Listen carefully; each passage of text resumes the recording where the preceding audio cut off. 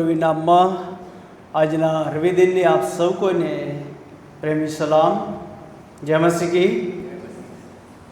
આવો આ સમય ઈશ્વરના વચન તરફ જઈએ, સહાય માંગીએ, પ્રાર્થના કરીએ.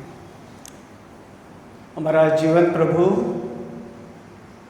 આજનો ધન્ય પવિત્ર દિવસ તમે અમને આપ્યો. એ સારું કે અમે સૌ કોઈ તમારા પવિત્ર ઘરમાં આવીએ, તમારું વચન કરીએ અને તમારું વચન અમે પ્રાપ્ત કરી શકીએ. તે માટે પવિત્ર ઈશ્વર, તમારું વચન તમે અમને આપો. પ્રભુ, મારા અશુદ્ધ હોઠને તમે સ્પર્શ કરો, મારા મુખમાં યોગ્ય શબ્દો તમે મૂકો.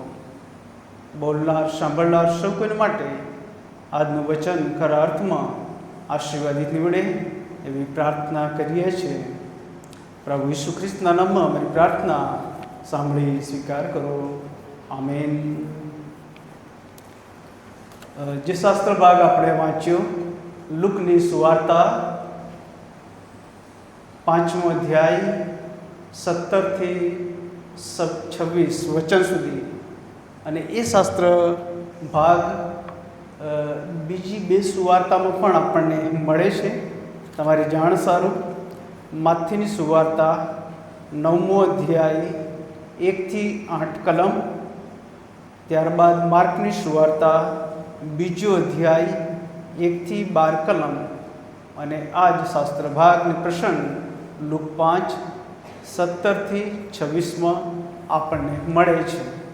અને આ શાસ્ત્ર ભાગ પ્રમાણે પક્ષઘાતીને સાજાપણું એ વિષય પર કેટલીક બાબતો આપણે જોઈશું. સાજાપણું આપનાર એ ઈશ્વર છે. સાજાપણું વિવિધ રીતે આપવામાં આવે છે, વિવિધ હેતુસર આપવામાં આવે છે, અને જે ઈશ્વરે તમને મને જીવન આપ્યું છે એ જ ઈશ્વર સાજાપણું આપી શકે છે.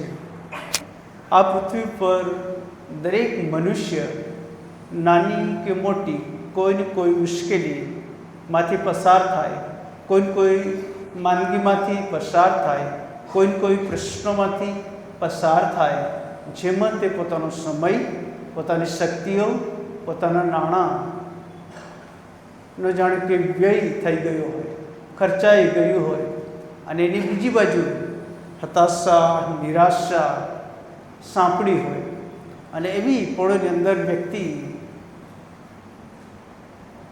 હરીફરી શકે, પરંતુ એ આનંદ, એ ઉત્સાહ જે અગાઉ હતો એ ન હોય.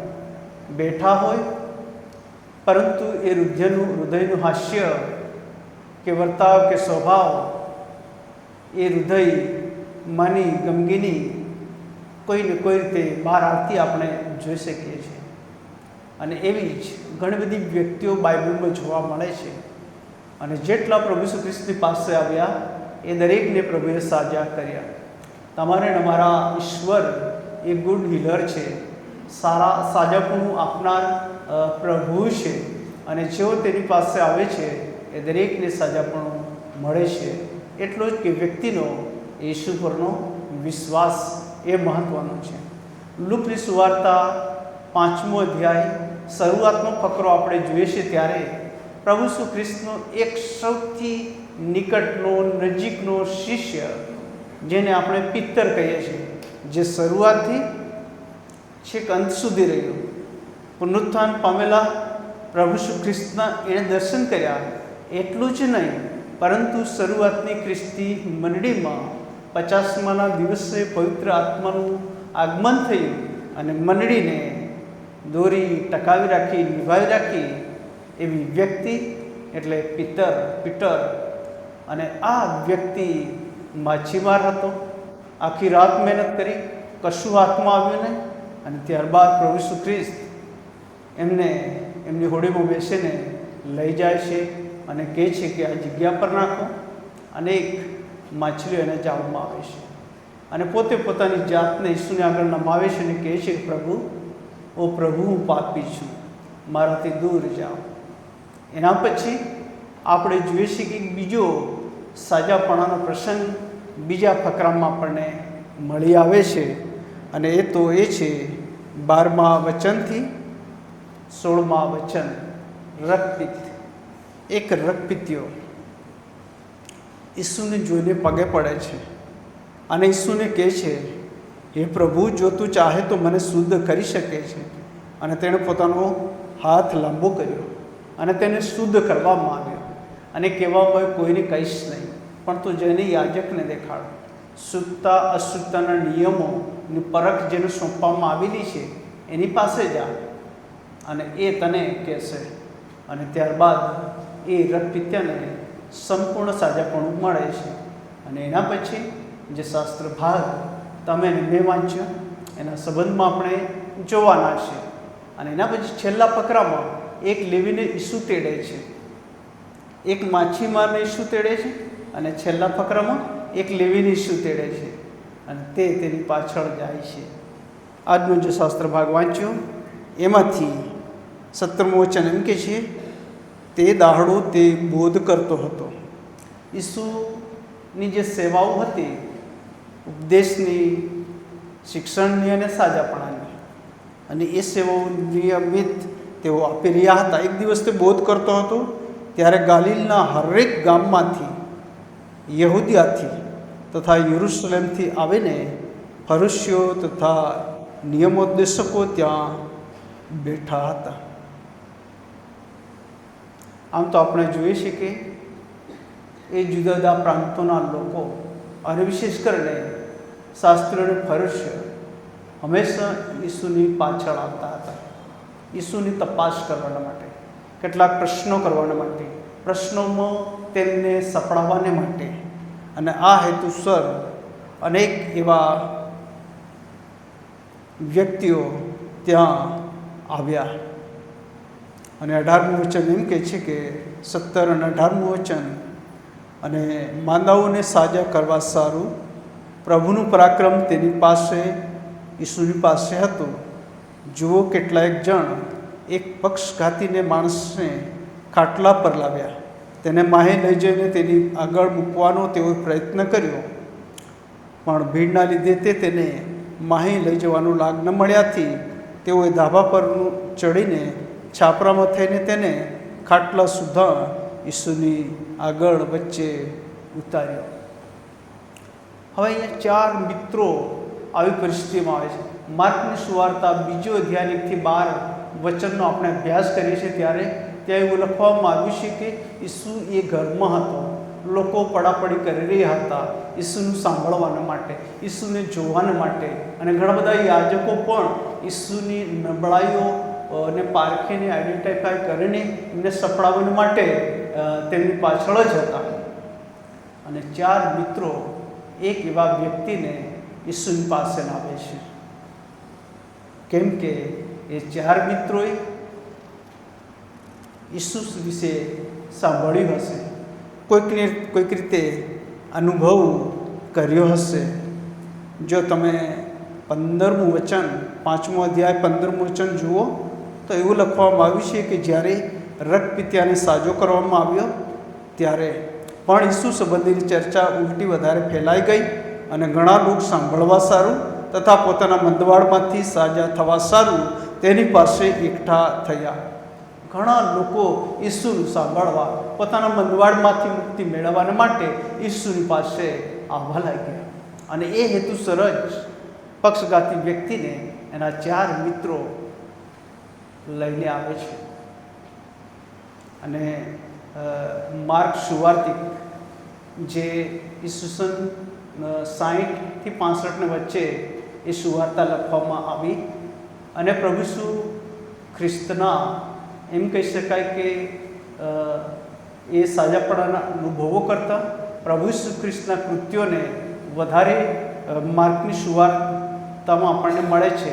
અને માર્ક સુવાર્તિક એ દ્રષ્ટિથી આ સુવાર્તા લખે છે. લુક સુવાર્તિક આ પ્રસંગને એ જુદી રીતે વર્ણવે છે. અને તે માટે આપણે જોઈએ છે કે 4 મિત્રો એક મિત્રને ખાટલા પર લઈને આવે છે. શા માટે?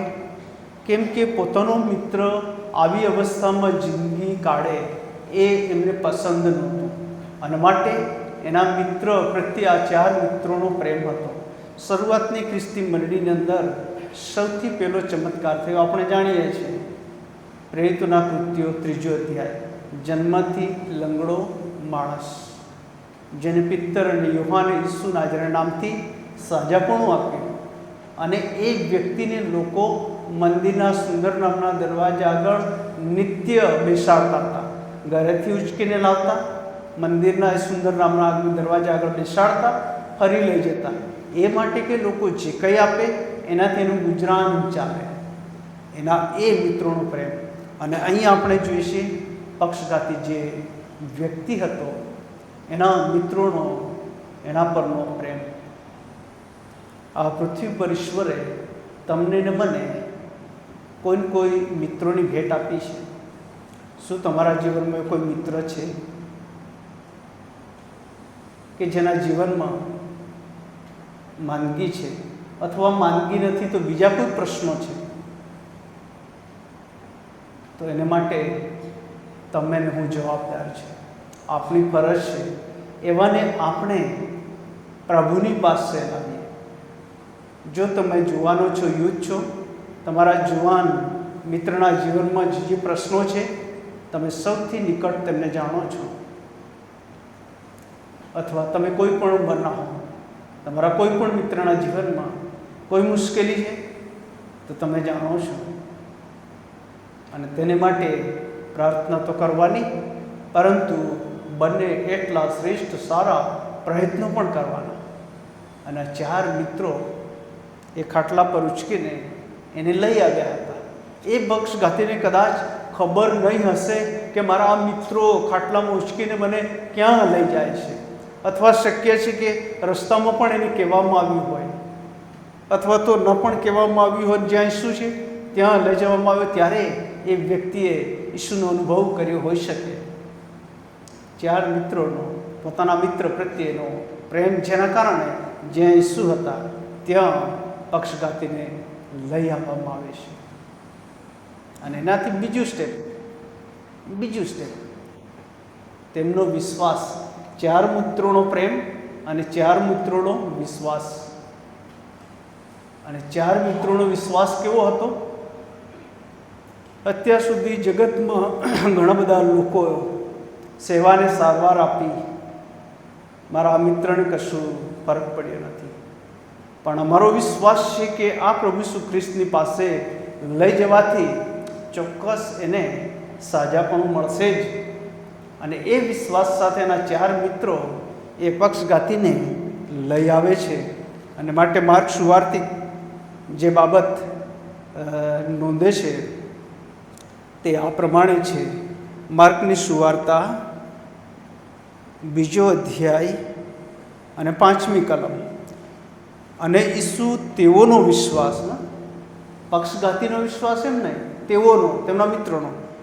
અને ઈસુ તેઓનો વિશ્વાસ જોઈને પક્ષઘાતીને કહે છે, લોકોને નથી કહેતા, એ સાજાપણું જેને મળવાનું તે વ્યક્તિને કહે છે, કે પક્ષઘાતીને કહે છે કે દીકરા, તારા પાપ માફ થયા છે. દીકરા, તારા પાપ માફ થયા છે. હવે જ્યારે સાજાપણાના ચમત્કાર સંબંધી જો તમે અભ્યાસ કરો ને, ત્યારે મોટા ભાગના ચમત્કારમાં પ્રભુ ઈસુ ખ્રિસ્ત વ્યક્તિને સાજાપણું આપે છે, એના બંધવાળમાંથી, એમની મુશ્કેલીમાંથી, એમના રોગો અને બંધનોમાંથી. અને ત્યાર પછી શું કહે છે કે તારા પાપ તને માફ થયા છે.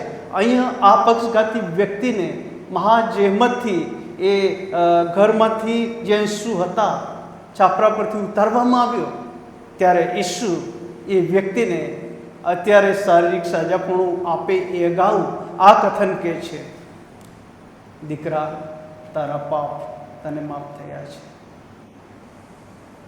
ઈસુને ખબર હતી કે એ રક્તપિત્યો અથવા આ પક્ષઘાતી એને શારીરિક સાજાપણું મળે એ તો થોડા સમય માટે છે, પરંતુ પાપોમાંથી સાજાપણું મળે, આધ્યાત્મિક ચંગાઈનો અહેસાસ, અનુભવ એને થાય, એ મહત્વનું છે.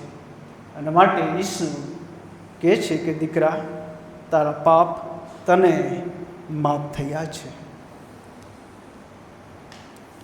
હવે લુકની સુવાર્તા 5મો અધ્યાય અને 20મું વચન એમ કહે છે કે તેણે તેઓનો વિશ્વાસ જોઈને આની આ જ બાબત કહ્યું કે તેને કહ્યું કે હે માણસ, તારા પાપ તને માફ થયા છે. તે સાંભળીને શાસ્ત્રીઓ તથા ફરોશીઓ માહોમાહે વિચાર કરવા લાગ્યા કે આ દુર્ભાષણ કરનાર કોણ છે? એકલા દેવ સિવાય બીજો કોણ પાપની માફી આપી શકે? અને એ સમયે જે શાસ્ત્રીઓ અને ફરોશીઓ, એમની જે ઈશ્વર વિદ્યા એમની પાસે હતી, એમની પાસે ધર્મનું જ્ઞાન હતું, એ પ્રમાણે જ પાપોની માફી કેવળ જ ઈશ્વર આપી શકે. અને આ માણસ આવું કહે છે શા માટે? આ પૃથ્વી પરની કોઈ વ્યક્તિને અધિકાર નથી કે તે પાપોની માફી આપી શકે. ન તો ડૉક્ટર હોય, ન તો એન્જિનિયર હોય, કે ન તો ગમે એટલી મહાન વ્યક્તિ કે જેને આ અધિકાર નથી. આમ જોઈએ તો એ શાસ્ત્રીઓ અને ફરીસીઓ એમના અભ્યાસમાં એમની રીતે કોઈક રીતે આપણને યોગ્ય લાગે, પણ ઈસુને અંગત રીતે તેઓ ઓળખી શક્યા નહોતા, પારખી શક્યા નહોતા. ઈસુ એ દેવના દીકરા હતા, પોતે દેવ હતા, અને આ પૃથ્વી પર તે માણસના દીકરા તરીકે આવ્યા હતા. અને પ્રભુ ઈસુ ખ્રિસ્ત પોતે વારંવાર પોતાને માણસના દીકરા તરીકે રજૂ કરે છે. અને તેઓનો પ્રશ્ન આ હતો, દેવ વિના પાપોની માફી કોણ આપી શકે? અને વાત સાચી. અને તેથી કરીને તેઓના મનના વિચારો ઈસુ જાણી જાય છે. આપણા હૃદયના મનમાં ની બધી જ બાબતો ઈશ્વર જાણે છે. ગયા રવિવારે ગીત 139 સંબંધી આપણે 4 બાબતો જોઈ હતી. ઈશ્વર કેવા છે એની બાબત. અને ઈશ્વર ભક્ત દાઉદ શું કહે છે? તું મારા બધા માર્ગોનો માહિતગાર છે, તું મારા બધા માર્ગોનો માહિતગાર છે. અને પ્રભુ ઈસુ ખ્રિસ્ત અહીંયા આ શાસ્ત્રીઓ ફરીસીઓના વિચાર જાણી લે છે. અને 22મું વચન કહે છે, પણ ઈસુએ તેઓના વિચાર જાણી લઈને તેઓને કહ્યું કે તમે તમારા મનમાં શા તર્ક વિતર્ક કરો છો? તમે તમારા મનમાં શા તર્ક વિતર્ક કરો છો? તારા પાપ તને માફ થયા છે એમ કહેવું, અથવા ઉઠીને ચાલ એમ કહેવું, એ બેમાંથી વધારે સહેલું કયું છે? પણ પૃથ્વી પર માણસના દીકરાને પાપ માફ કરવાનો અધિકાર છે એ તમે જાણો, માટે તેણે પક્ષઘાતીને કહ્યું, હું તને કહું છું કે ઉઠ, તારો ખાટલો ઉચકીને તારે ઘેર ચાલી જાય. હવે આ બીજું કથન ઈસુ અહીંયા કહે છે. પહેલું કથન કહે છે, દીકરા તારા પાપ તને માફ થયા છે. આ બીજું કથન ઈસુ કહે છે, તારો ખાટલો ઉચકીને તારો ઘેર ચાલ્યો જા. પાપ માફ કરવાનો અધિકાર જે ઈશ્વરને છે, એ જ ઈશ્વરને સાજાપણા આપવાનો અધિકાર પણ છે. જે ઈશ્વરને સાજાપણો અધિકાર આપવાનો અધિકાર છે, એ ઈશ્વરને પાપોની માફીમાંથી છુટકારો આપવાનો અધિકાર પણ છે. અને માટે આ પક્ષઘાતીને ઈસુ કહે છે. પોતાના મિત્રોનો, આ વ્યક્તિ પ્રત્યેનો પ્રેમ, પોતાના 4 મિત્રોનો ઈસુ પરનો વિશ્વાસ, અને જેના કારણે ઘર પર ચડવું સહેલું નહોતું, જોખમ હતું, ભય હતું. અને આવી પરિસ્થિતિમાં એ જોખમ ખેડીને, ભય ખેડીને એના 4 મિત્રો આગળ વધે છે. અને આપણે વાંચ્યું તે પ્રમાણે 18મું વચન 5:18, કેટલાક જણ એક પક્ષઘાતી માણસને ખાટલા પર લાવ્યા, તેને લઈ જઈને તેની આગળ મૂકવાનો તેઓએ પ્રયત્ન કર્યો. ભીડ હતી, એમણે પ્રયત્ન કર્યો, અને પ્રયત્ન નિષ્ફળ ગયો. અને એ પ્રયત્ન નિષ્ફળ ગયો માટે તેઓ નિરાશ થયા નહીં, પાછા ચાલ્યા ગયા નહીં, પોતાના મિત્રને ઉચકીને જ્યાં હતો ત્યાં જઈને એને મૂકી દીધો નહીં. પણ એમણે શું કર્યું? 19મું વચન, પણ ભીડના લીધે તેને માહે લઈ જવાને લાગ ન મળ્યાથી તેઓ ધાબા પર ચડીને છાપરામાં થઈને તેને ખાટલા સુધી ઈસુની આગળ વચ્ચે ઉતાર્યો. નિષ્ફળતા આપણી માનવી જીવનનો એક ભાગ છે, પણ નિરાશાની પહેલે પાર આપણા ઈશ્વર આપણી સાથે છે. આપણા પ્રભુ ઈસુ ખ્રિસ્ત આ જગતમાં હતા ત્યારે માથેની સુવાર્તા 6ઠ્ઠો અધ્યાય 25 થી 33માં જે શિક્ષણ આપેને કહે છે, તારા જીવને સારું ચિંતા ન કર, અમે શું ખાઈશું અથવા શું પહેરીશું, લુગડા સંબંધે ચિંતા ન કર. અને પછી એમ કહે છે કે તું આવતીકાલની સારું ચિંતા ન કર, આવતીકાલની સારું ચિંતા ન કર. અને તેથી કરીને ચિંતા આવે, ચિંતાના કારણે કેટલીક હદ સુધી આપણે હતાશ થઈએ, નિરાશ થઈએ અને નાસીપાસ થવાનું મન થાય. અને એ આખું કામ એ શેતાનનું હોય છે, આપણામાં નિરાશા લાવે, હતાશા લાવે અને પછી આપણને વારંવાર કે તું નિષ્ફળ થયો છે ને, હવે તો કદી સફળ થવાનો નથી.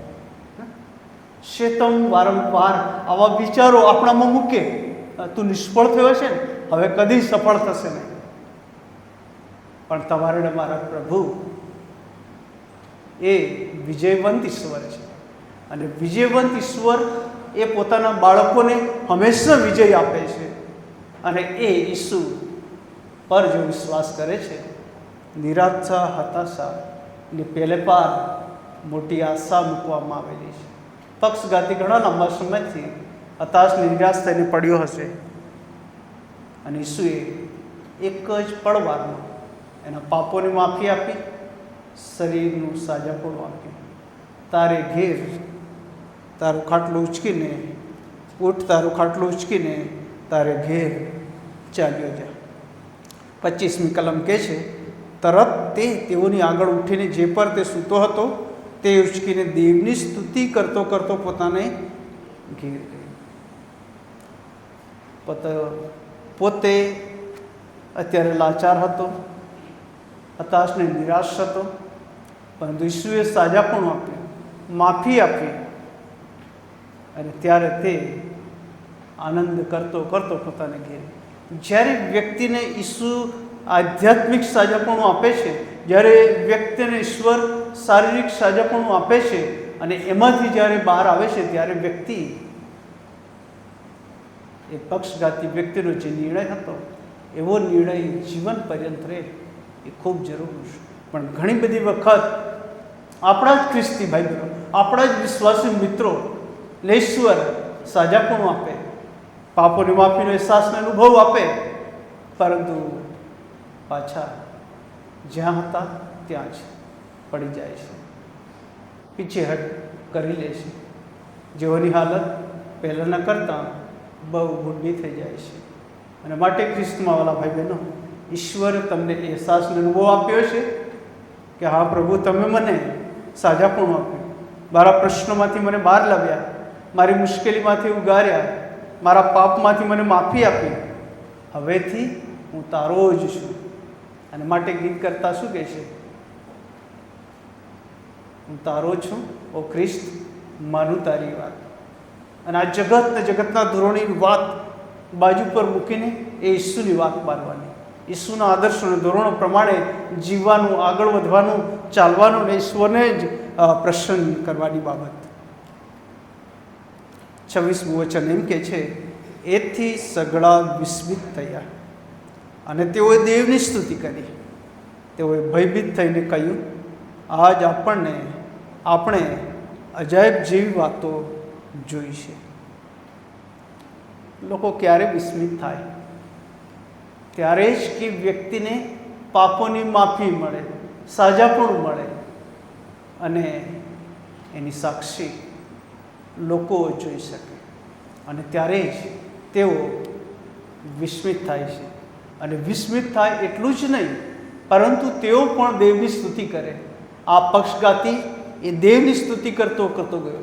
લોકો પણ એનો અનુભવ કર્યો, સાક્ષી બન્યા અને તેઓ પણ દેવની સ્તુતિ કરતા કરતા આગળ વધ્યા હતા અને કહેતા હતા, આજે આપણે અજાયબ જેવી વાતો જોઈ છે.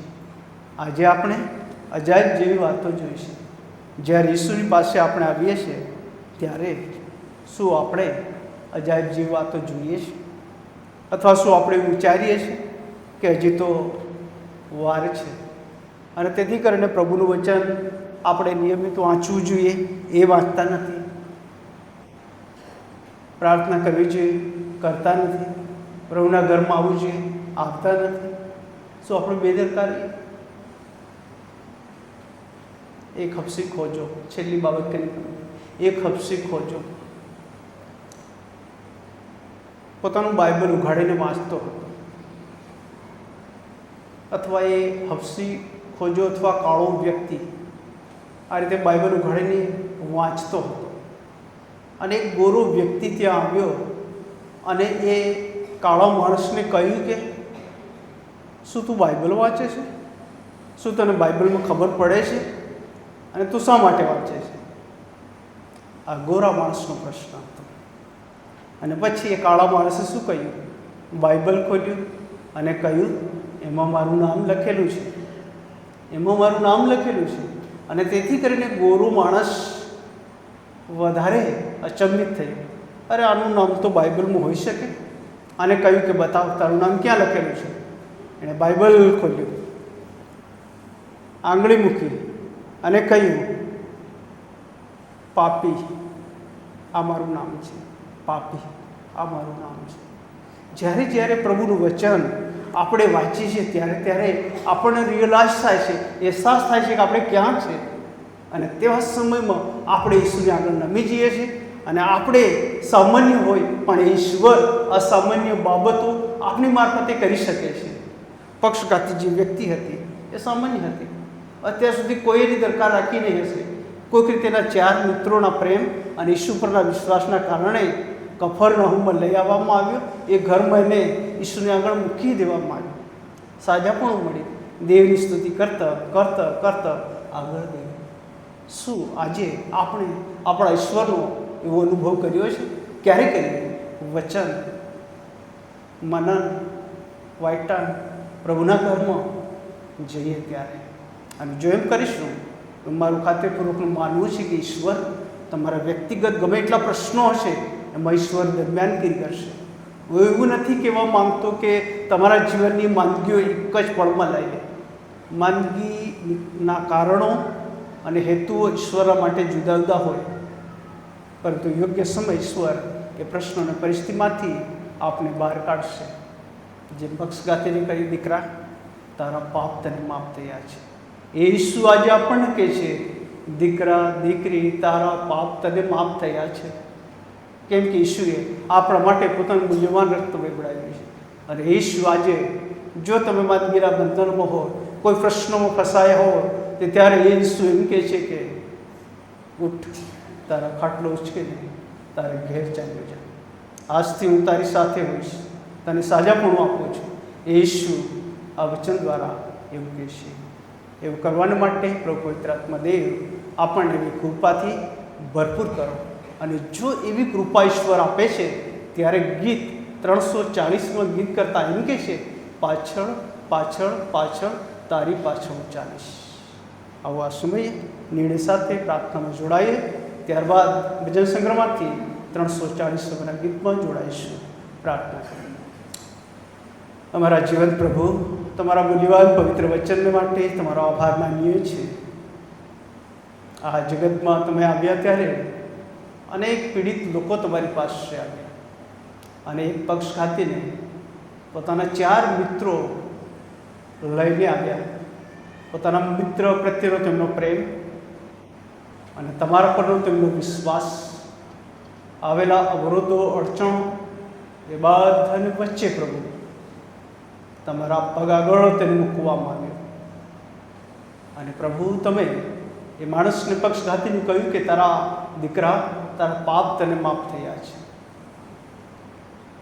અને તમે કહ્યું, ઉઠ, તારો ખાટલો ઉચકીને તારે ઘેર ચાલ્યો છે. આજે એ ઈસુ તમારો હાથ એવો ને એવો સમર્થ છે કે અમે પાપના બંધનોમાંથી મુક્ત થઈએ, શારીરિક બંધવાડ અને પ્રશ્નોમાંથી આઝાદ થઈએ, સારા થઈએ.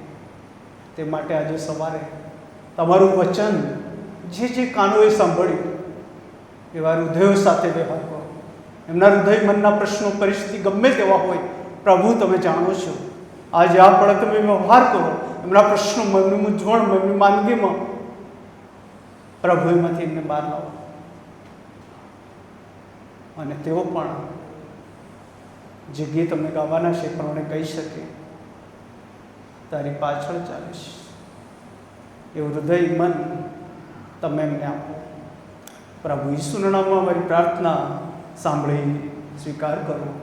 આમેન. ભજન સેવાના અંત ભાગમાં 340 સભાના ગીતમાં જોડાઈશું. જીવનની સાથે દાનનું અર્પણ આપણે કરીશું.